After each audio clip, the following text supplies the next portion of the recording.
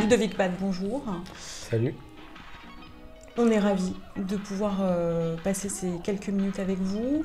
Vous êtes le deuxième habitant de la ville de Sarcelles auquel on consacre Visage de Sarcelles. L'idée, c'est de pouvoir valoriser les habitants de cette ville. Vous y êtes né, Oui. À Sarcelles. Je suis né à Sarcelles, exactement. Vous avez grandi à Sarcelles. À Sarcelles. Ouais. Vous étiez scolarisé où? À Sarcelles, au collège Évariste Galois, si on parle de collège. Ouais, et plus petit? À l'école Jean Mermoz. D'accord, Ouais. Je vois très bien où elle est. Ah ouais. Et depuis, vous avez grandi, vous avez développé vos talents, votre expérience autour de la culture hip-hop, plus précisément en tant que danseur C'est ça. et en tant que DJ. C'est ça. Et vous avez développé une opération qui est un véritable événement sur la ville, qui est le Battle Bad. C'est ça.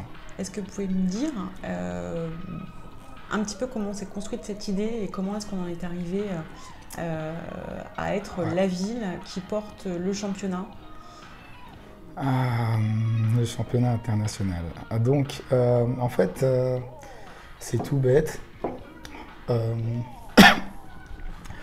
Je me suis installé à la maison de quartier des Vignes Blanches en 2004, avant même l'inauguration de la maison de quartier, pour un créneau de danse, d'entraînement. Oui. Et à la suite de ça, vers 2005-2006, il y avait une manifestation au sein de cette maison de quartier, qui était la fête de quartier, où il y avait plusieurs associations qui avaient des stands. Ils vendaient à manger, ou ils présentaient ce qu'ils faisaient en général. Et du coup, j'ai voulu participer à cette opération. Et la participation que je voulais en faire, c'était un cours de danse de base pour expliquer, pour montrer aux jeunes. Et voilà. Donc un cours de danse gratuit. Ce cours de danse m'avait donné la plus grande salle, celle du bar, la plus grande salle. Il fallait la remplir. Et quand on a 2-3 personnes, c'est pas super évident parfois. Les gens, ils ont un peu peur de rentrer dans la salle parce qu'ils sont à l'extérieur, ils regardent, ils voient la salle un peu vide et ils ont peur un peu. Donc, c'était pas évident. Donc, du coup, avec mes amis qui étaient Cynthia, il y avait Boubou, il y avait Devron, on n'était pas beaucoup. Je me suis dit, on va s'amuser un peu. Donc, pour s'amuser, on a commencé à faire un petit battle. Et l'année suivante, on a fait la même chose, on a fait un petit battle, histoire de, pour montrer aux gens comment ça peut se passer, la danse et tout. Et à la suite de ça, je me suis dit que c'était une bonne idée et qu'on allait continuer à faire des battles sous forme de petites compétitions. Ensuite, c'est uniquement que le battle, il était très attractif et puis les gens ils venaient s'amuser et il n'y avait rien à gagner. Très peu. Et ça plaisait aux gens et le bouche à oreille, ça parlait, c'était du bouche à oreille. Et on avait de plus en plus de monde. Et vraiment en 2009-2010, la salle a commencé à être pleine en bas, en fait. Voilà, ça a démarré comme ça. Quand vous dites battle, pour vous, pour moi, c'est assez évident. Pour le plus grand nombre, est-ce que vous pouvez expliquer ce que c'est? D'accord. Alors, le battle, c'est une confrontation de danseurs, des talents de danseurs, un contre un avec un jury qui départage ou par équipe. La télé a repris ça pour le chant, par exemple, ou sinon il y a des rap contenders qui sont aussi des battles. Et donc voilà, et chose à pas faire, la culture battle vient vraiment de la danse hip-hop, et plus précisément du breakdance de base, où les danseurs s'affrontaient en soirée et tout ça. Donc maintenant ça s'est démocratisé, le terme a été repris par la télé et tout ça, sauf que bon, la télé ils disent la battle, alors que ils essaient de traduire littéralement de l'anglais, mais bon, on dit un battle en réalité, puisqu'on quand on dit une week-end, on dit ça marche pas. Ça marche pas. Ça marche pas. Donc voilà, j'essaie de remettre ça en place aussi au passage. Et donc voilà, c'est ça quoi. C'est ce qu'est le battle. Deux personnes qui s'affrontent ou des groupes de personnes qui s'affrontent pour montrer qui est le meilleur. Et donc d'année en année, vous développez effectivement le principe d'un battle à Sarcelles. Oui. Et vous développez tellement qu'on en arrive à avoir chaque année la finale du championnat international. C'est ça. Donc, c'est bien de souligner la finale du championnat international, parce qu'en fait, ce qu'il faut savoir, c'est qu'aujourd'hui, le battle, c'est 3 à 4 qualifications internationales par an ou européennes. C'est-à-dire qu'aujourd'hui, par exemple, cette année, on a eu une qualification en Ukraine, une qualification en Suède, et on a eu une qualification en Belgique aussi. Et selon les années, on a plus ou moins de qualifications. On a eu des années avec qualification avec Londres, des connexions avec Londres, donc un Battle Bad Londres, un Battle Bad Canada. Donc ça tourne un peu. Donc oui, c'est important de dire que la finale reste au sein de la ville à Sarcelles. C'est ça. Donc la ville de Sarcelles, Sarcelles c'est pas un hasard, c'est non seulement la ville où vous êtes né, où vous avez grandi, c'est aussi une histoire très forte et une réalité toujours présente de la culture hip-hop dans ces quartiers. Oui. Alors, à Sarcelles, il y a une grande et très longue histoire du hip-hop. Ça a démarré, j'étais même pas né, ou j'étais peut-être très petit, que ce soit dans le rap ou dans la danse. Pour les plus jeunes qui font de la danse aujourd'hui à Sarcelles, il faut qu'ils sachent qu'avant même moi ou avant même d'autres, il y avait des gens comme Stomy Bugsy qui dansaient aux Flanades, dans les parkings, les sous-sols du Flanade, tout ça. Donc il y a une très grande histoire, très longue histoire. Et aujourd'hui, il y a énormément de danseurs, de talents au sein de la ville. Donc le groupe qu'on entend le plus parler aujourd'hui, c'est un groupe qui s'appelle Sarcellite, auquel j'ai donné le nom, puisque c'était des jeunes très talentueux que j'ai rencontrés peut-être en 2003, comme ça. Et il y avait plusieurs groupes, ce qu'il faut savoir, et puis le but c'était de rassembler ces groupes pour créer un groupe vraiment très solide et très puissant, on va dire. Et ben, ça a marché, je suis très content de ce que ça a donné, je suis très fier d'eux. Et j'adore ce qu'ils font aujourd'hui, même si je les regarde un peu de loin, je suis loin mais proche à la fois. Et voilà, c'est ça. Sarcellite, du nom au départ. Alors, en fait, je leur ai donné le nom parce que moi-même, déjà, à la base, je voulais créer un groupe qui s'appelait comme ça. Pourquoi? Parce que ce qu'il faut savoir, c'est que Sarcellite, c'est un mot qui existe dans le dictionnaire. On dit que c'est le malaise des grands ensembles, etc. etc. Et aussi, Sarcellite, parce que l'élite de Sarcelles, donc les meilleurs danseurs de Sarcelles.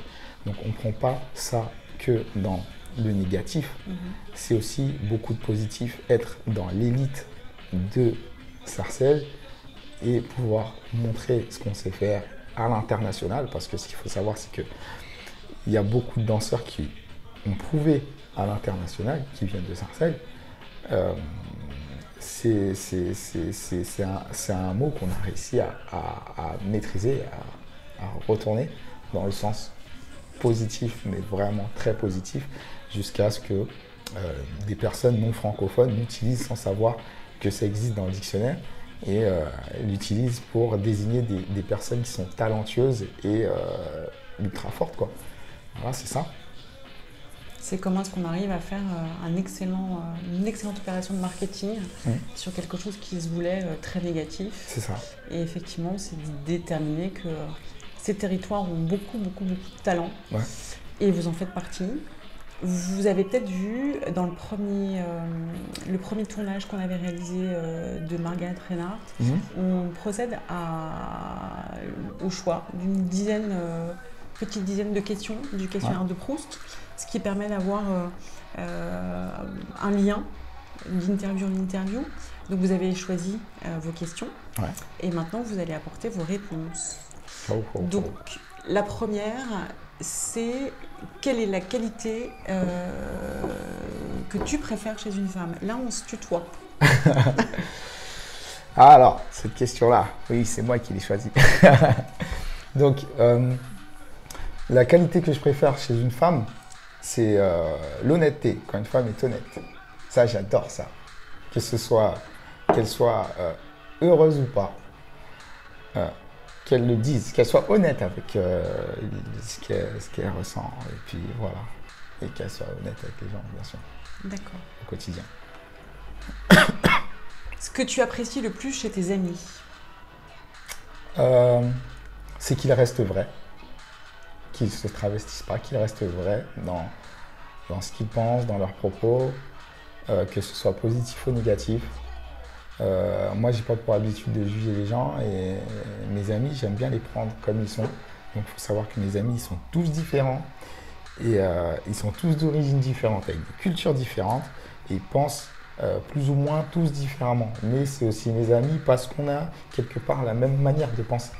Donc, c'est ça. Moi, j'aime bien qu'ils restent vrais, qu'ils restent eux-mêmes, qu'ils ne se travestissent pas et qu'ils disent ce qu'ils pensent. Et après, on en discute et on a des beaux débats et c'est ce qui fait qu'on est amis, quoi. Quel est, selon vous, ton principal défaut? C'est la procrastination. Vous n'avez pas trop procrastiné quand même depuis... Non, mais parfois, je repousse à demain. Mais en fait, on dit que la procrastination n'est pas un défaut aussi. Parce qu'on dit que la procrastination sert à mieux réfléchir, à mieux faire mûrir son idée. Donc, c'est à la fois un défaut, moi, parce que moi, je pense que c'est un défaut, mais c'est à la fois un avantage. Donc, ouais, c'est ça. Quel est ton rêve de bonheur? Mon rêve de bonheur. Alors, mon rêve de bonheur, c'est très long à expliquer, mais c'est avoir quelque chose que je peux faire grandir, comme par exemple un commerce, un bar, ou une école de danse, et avoir une famille qui est soudée aussi. Donc voilà, c'est ça. Avoir une bonne famille qui est bien soudée, femme, enfant, avec un commerce très très bien, et rester autour de la culture, de la danse, tout ça. Enfin, plein de choses, quoi. C'est plein de choses. La couleur que tu préfères? Alors, la couleur que je préfère, franchement, la couleur que je préfère, c'est une couleur qui prend tout son sens pour moi, c'est le vert. Je veux dire que c'est le vert parce que c'est la couleur de l'Amazonie.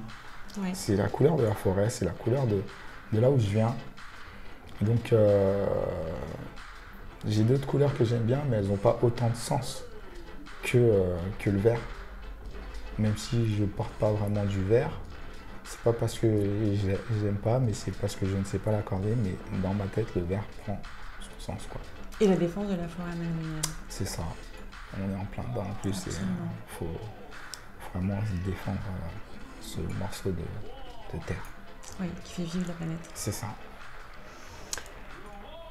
Quel est ton héros favori dans la fiction? Alors dans la fiction, je veux dire Sangoku. Ah ouais? Ouais, Sangoku. Sangoku parce qu'il persévère même quand c'est mort. Voilà, il est un peu naïf sur les bords. On se ressemble un peu quand même. Et tes héros dans la vie réelle? Est-ce que tu as des héros ou héroïnes, pas, mais dans la vie réelle? Mes parents, c'est des héros. Ils ont Oui. réussi à élever un mec comme moi. C'est pas évident. Donc ouais, mes parents sont mes héros. D'accord. Et qu'est-ce que tu détestes par-dessus tout? Qu'est-ce que je déteste par-dessus tout?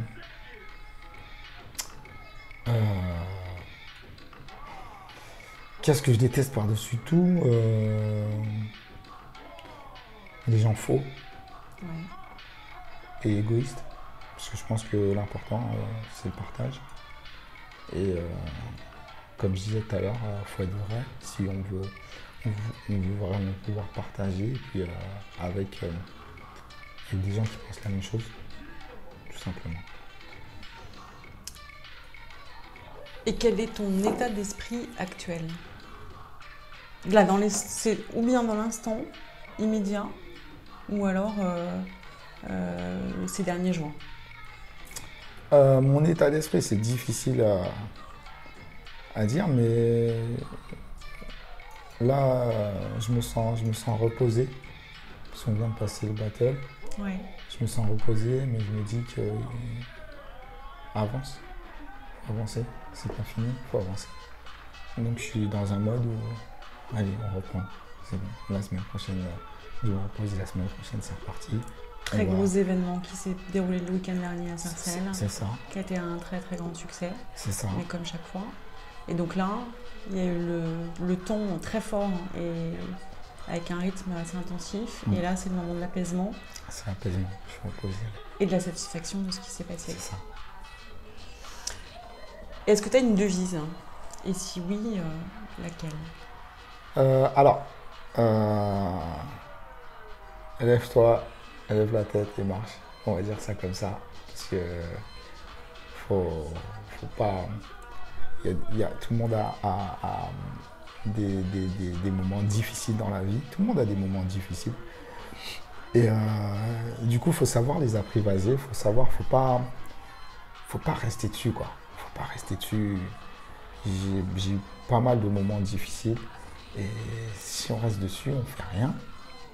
Et on n'avance pas, mais la vie, elle est là, il faut avancer. Il faut avancer, la vie, elle est là, il faut avancer. Tout le temps. Donc, voilà, c'est lève-toi, lève la tête, marche, straight, devant, tout droit. Voilà.